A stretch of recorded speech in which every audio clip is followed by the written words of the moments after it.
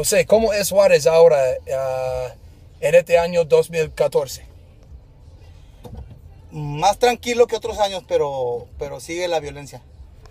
Es más tranquilo que otros años, pero sigue la violencia.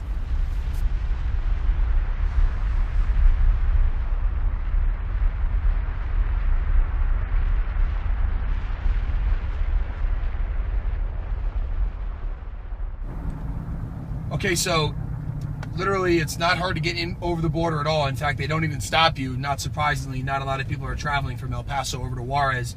All you need is this U.S. passport, and if you look here, it's just a simple line of cars. No one stops you and asks you anything, and then you're into Juarez.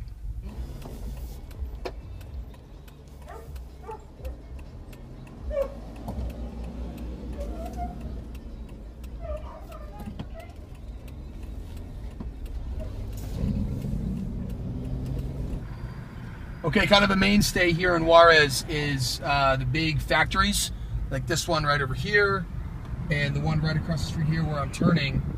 Those are called maquiladora plants, where they're direct results of NAFTA, the North American Free Trade Agreement. Basically, American corporations that own factories across the border, in exchange for no tariffs coming back, hire local Mexicans to work in these factories. And that's why Juarez is sort of a city of people visiting, coming and going, and a lot of workers.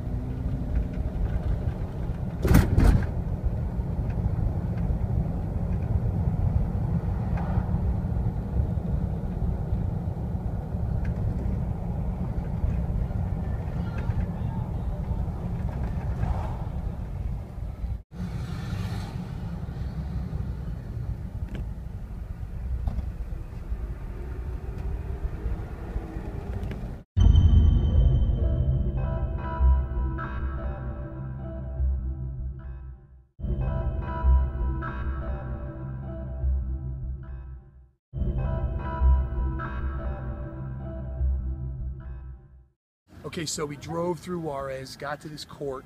We had finished that key down there yesterday, and had to touch it up a little bit. And now we started this one. When we got here, there were probably 200 people here standing around, and I was really hesitant to get the phone out to film. You know, it's an uneasy neighborhood, but out of that came a great thing. Local people jumping in to help, making friends, learning about the environment. Again, we don't have the answers, we just have the paint. And that is the key.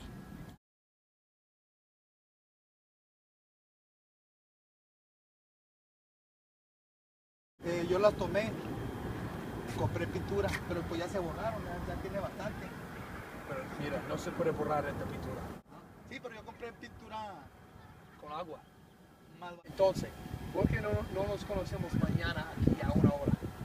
Cualquier hora. ¿Cuál hora? ¿A esta hora? A las 2 de la tarde. A las 2. A las 2. Nos vemos a las 2 aquí en la tarde. Okay.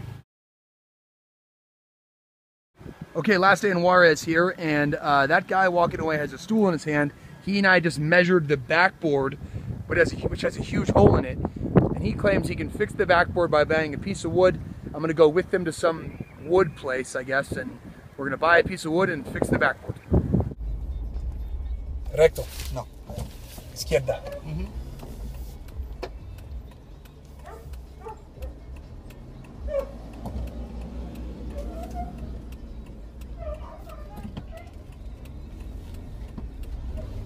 Okay, here at some kind of wood shop, looking for someone to make a backboard with. I have no experience in doing this, so I don't know what I'm doing. I'm just following Jose's rules here. He's looking around for a piece of wood to use that would be ideal for making a backboard, and he's the leader of the show here, so let's see what we can find. We're just standing here, and about 5 cops went by, speeding by, blaring their sirens, getting everyone out of the way, and I said to Jose, what just happened? He said, execution.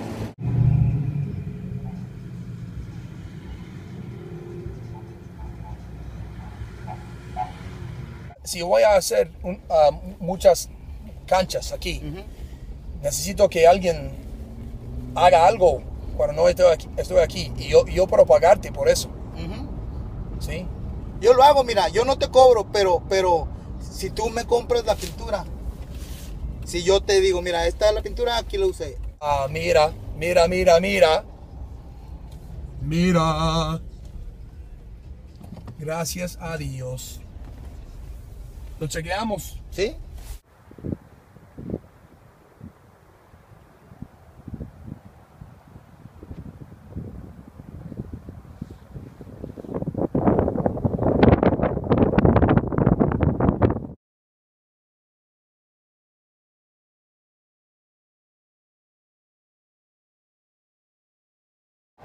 That guy right there just refused to let me pay him for taking him around to find wood for the backboards. And he told me that when I come back in June, he's going to take me to every court of the demilitarized zone, and we're going to map out how much wood we need, and that he'll buy all the wood. What a guy. In every place that I go around the world, you have to find someone who's willing to help you for just the good-naturedness of the project, and not that they want to be looking for money or looking for prestige or control over their neighborhood. And I'm telling you right now, without a doubt, that Jose is going to be my guy that is going to get everything done. And whatever suggestions he has, I'm going to take. Again, we are at Full Court Peace. We're outsiders. We don't know the answers in local context. Finding a guy like Jose is an absolute gem. Now we are heading back over the border, which is a little bit of a different scenario than heading into Mexico over the border. You can see here, this is our gate. We just go right through here, and then we'll be heading into what is a very convoluted situation, which we'll show you more about in a minute. This is driving up the bridge here to get over the border back into El Paso, and it is a lot different. A lot of activity here on this bridge. Usually put the windows up, lock the doors, but it's a more desperate situation. A lot of people trying to get out of Juarez and getting into El Paso. It's much different, obviously, than coming in to Juarez from El Paso. So that's a close-up look at our border through the eyes of Full Court Peace.